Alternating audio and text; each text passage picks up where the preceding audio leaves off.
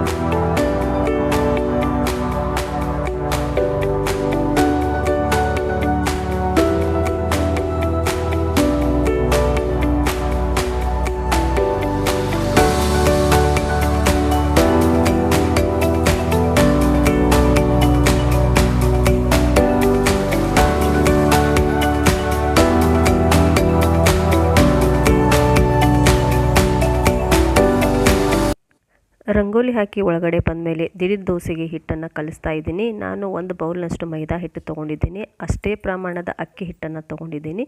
ಇವೆರಡನ್ನು ಸೇರಿಸಿ ಮಿಕ್ಸ್ ಮಾಡ್ಕೋಬೇಕು. ಅದ್ರ ಜೊತೆಗೆ ಉಪ್ಪನ್ನು ಸೇರಿಸಬೇಕು. ಉಪ್ಪನ್ನು ಸೇರಿಸಿ ಚೆನ್ನಾಗಿ ಗಂಟುಗಳಾಗದಾಗೆ ಕಲಿಸ್ಕೋಬೇಕು.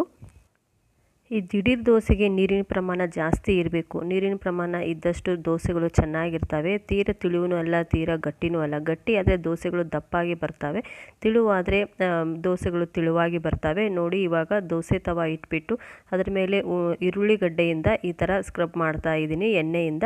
ಇವಾಗ ದೋಸೆ ಹೊಯ್ತಾ ಇದ್ದೀವಿ. ನಾನು ಹಿತ್ತಲಲ್ಲೇ ನಾನ್ ಸ್ಟಿಕ್ ಬಳಸೋದು ಕಟ್ಟಿಗೆ ಒಲೆ ಮೇಲೆ. ಇದನ್ನು ಯಾವ ರೀತಿ ನಾನು ಆಮೇಲೆ ಕ್ಲೀನ್ ಮಾಡ್ಕೋತೀನಿ ಅನ್ನೋದನ್ನು ಇನ್ನೊಂದಿನ ತೋರಿಸ್ತೀನಿ ನಿಮಗೆ. ದೋಸೆ ಹಾಕಿಬಿಟ್ಟು ಮೇಲ್ಗಡೆ ಒಂದು ಸ್ವಲ್ಪ ಎಣ್ಣೆ ಹಾಕಿದೆ. ನೋಡಿ, ಸೈಡಲ್ಲಿ ಎದ್ಮೇಲೆ ಒಂದು ಸ್ವಲ್ಪ ಎಬ್ಬಿಸ್ಕೊಂಡು ಈ ಸರಿ ಎಬ್ಬಿಸ್ಕೊಂಡ್ಬಿಡೋದು.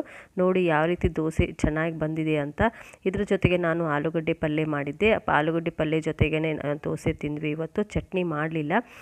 2 ಪ್ಲೇಟು ಅಂದರೆ ಮತ್ತೆ ನನಗೊಂದು ಪ್ಲೇಟು ಹಾಕ್ಕೊಂಡ್ಬಿಟ್ಟು ದೋಸೆ ಬ್ರೇಕ್ಫಾಸ್ಟ್ ಆಗಿಬಿಡ್ತು. ಇವತ್ತು ದೋಸೆ ಇಷ್ಟ ಆಗಿದೆ ಅಂತ ಅಂದ್ಕೊಂಡಿದ್ದೀನಿ. ಈ ದೋಸೆಗೆ ನಾವು ಹಿಟ್ಟಿನ ದೋಸೆ ಅಂತ ಹೇಳ್ತೀವಿ. ಬನ್ನಿ, ಇವತ್ತು ಮನೆಯಲ್ಲಿ ತರಕಾರಿ ಏನೂ ಇಲ್ಲ ಅಂತಂದರೆ ದಿಢೀರಾಗಿ ನಾವು ತಿಳುವಾಗಿ ಏನಾದರೂ ಮಾಡಬೇಕು ಅಂದರೆ ಅನ್ನಕ್ಕೆ, ಚಪಾತಿಗೆ, ರೊಟ್ಟಿಗೆ ಈ ಪ್ರೊಸೀಜರ್ಲಿ ಮಾಡಿದರೆ ತುಂಬ ಚೆನ್ನಾಗಿರುತ್ತೆ. ಇದಕ್ಕೇನು ಜಾಸ್ತಿ ತರಕಾರಿಗಳೇ ಬೇಕಾಗಿಲ್ಲ. ತರಕಾರಿನೇ ಬೇಡ ಅಂತ ಹೇಳ್ಬೋದು. ಬನ್ನಿ ಮಾಡೋಣ ಇವಾಗ ಹೇಗೆ ಅಂತ ನೋಡೋಣ. ಒಲೆ ಮೇಲೆ ಇಲ್ಲೊಂದು ಪಾತ್ರೆನ ಇಟ್ಕೊಂಡಿದ್ದೀನಿ. ಇದಕ್ಕೆ ಹುಣಸೆ ರಸ ಹಾಕ್ತಾ ಇದ್ದೀನಿ. ಹುಣಸೆ ರಸ ಹಾಕಿಬಿಟ್ಟು ಇವಾಗ ನಮಗೆ ಎಷ್ಟು ಬೇಕೋ ಅಷ್ಟು ಪ್ರಮಾಣದ ನೀರನ್ನು ಸೇರಿಸ್ತಾ ಇದ್ದೀನಿ. ನಮ್ಗೆ ರಾತ್ರಿಗಷ್ಟೇ ಬೇಕಾಗಿತ್ತು. ಇದಕ್ಕೆ ಅರಿಶಿನ, ಉಪ್ಪು ಮತ್ತು ಜಜ್ಕೊಂಡಿರುವಂಥ ಹಸಿ ಖಾರ ಮತ್ತು ಬೆಲ್ಲ ಹಾಕಲೇಬೇಕು. ಆಮೇಲೆ ಹಸಿ ಖಾರ ಜಜ್ಜಿರೋದು ಹಾಕಿರಬೇಕು, ಅಂದರೆ ರುಚಿಯಾಗಿರುತ್ತೆ. ಇವಾಗ ಇದು ಬಾಯ್ಲ್ ಆಗ್ತಾಯಿದೆ. ಬಾಯ್ಲ್ ಹಾಕುವಾಗ ನಾನು ಇಲ್ಲಿ ಹಿಟ್ಟನ್ನು ಡೈರೆಕ್ಟಾಗಿ ಹಾಕ್ತಾ ಇದ್ದೀನಿ. ಇದು ಯಾವ ಹಿಟ್ಟು ಅಂತಂದರೆ ಹೆಸರಿಟ್ಟು. ನಾವು ನಮ್ಮ ಕಡೆ ಎಲ್ಲ ಕರೆ ಹೆಸರಿಟ್ಟು ಹೆಸರು ಬೆಳೆತೀವಲ್ಲ ಅದೇ ಕರೆ ಹೆಸರು ಹಿಟ್ಟನ್ನು ನಾನಿಲ್ಲಿ ಹಾಕ್ತಾಯಿದ್ದೀನಿ. ಇದು ಗಂಟಾದರೂ ರುಚಿಯಾಗಿರುತ್ತೆ. ಅಷ್ಟು ರುಚಿಯಾಗಿರುತ್ತೆ ಅಂದರೆ ರೊಟ್ಟಿ ಜೊತೆಗಂತೂ ತುಂಬ ಚೆನ್ನಾಗಿರುತ್ತೆ, ಅನ್ನಕ್ಕೂ ಅಷ್ಟೇ ಚೆನ್ನಾಗಿರುತ್ತೆ. ಇದಕ್ಕೆ ಇವಾಗ ಒಗ್ಗರಣೆ ಹಾಕಬೇಕು. ಒಗ್ಗರಣೆ ಹಾಕೋದಂತೂ ಗೊತ್ತೇ ಇದೆ. ಸಾಸಿವೆ ಜೀರಿಗೆ ಹಾಕಿಬಿಟ್ಟು ಕರಿಬೇವಿನ ಸೊಪ್ಪು ಹಾಕ್ತಾಯಿದ್ದೀನಿ. ಕರಿಬೇವಿನ ಸೊಪ್ಪು ಮತ್ತು ಬೆಳ್ಳುಳ್ಳಿ ಇದಕ್ಕೆ ಬೇಕು. ಈರುಳ್ಳಿ ಹಾಕೋದಿಲ್ಲ, ಈರುಳ್ಳಿ ಹಾಕಿರೋ ರುಚಿಯಾಗಿರುವುದಿಲ್ಲ. ಬೆಳ್ಳುಳ್ಳಿ ಹಾಕಿದ್ರೆ ತುಂಬ ರುಚಿಯಾಗಿರ್ತದೆ. ಇದನ್ನು ರಾತ್ರಿಗಂತೂ ದಿಢೀರಂತ ಖಾಲಿ ಮಾಡಿಕೊಂಡು ತಿನ್ಬೋದು, ಅಷ್ಟು ರುಚಿಯಾಗಿರುತ್ತೆ. ಬಿಸಿ ಬಿಸಿ ಅನ್ನದ ಜೊತೆ ರೊಟ್ಟಿ ಜೊತೆಗಂತೂ ತುಂಬ ರುಚಿಯಾಗಿ ಅನಿಸುತ್ತೆ. ಇದನ್ನು ಮತ್ತೆ ಕೇಳಿ ನಡೆಸ್ಕೋತಾರೆ, ಅಷ್ಟು ರುಚಿಯಾಗಿರುತ್ತೆ. ಇದು ನಿಮಗೆ ಇಷ್ಟ ಆಗಿದೆ ಅಂತ ಅಂದ್ಕೊಂಡಿದ್ದೀನಿ. ಇವತ್ತಿನ ದಿಢೀರ್ ದೋಸೆನೂ ನಿಮಗೆ ಇಷ್ಟ ಆಗಿದೆ ಅಂತ ಅಂದ್ಕೊಂಡಿದ್ದೀನಿ. ನೀವು ಒಂದು ಸಾರಿ ಟ್ರೈ ಮಾಡಿ ನೋಡಿ ಈ ರೀತಿ ಹಿಟ್ಟಿನ ದೋಸೆನ. ಮತ್ತು ಇದನ್ನು ಇದಕ್ಕೆ ಜುಣಕ ಅಂತಲೇ ಕರಿಬೋದು. ಈ ಜುಣಕನೂ ಇಷ್ಟ ಆಗಿದೆ ಅಂತ ಅಂದ್ಕೊಂಡಿದ್ದೀನಿ. ಮತ್ತೆ ಮುಂದೆ ಸಿಗೋಣ. ನಮಸ್ಕಾರ.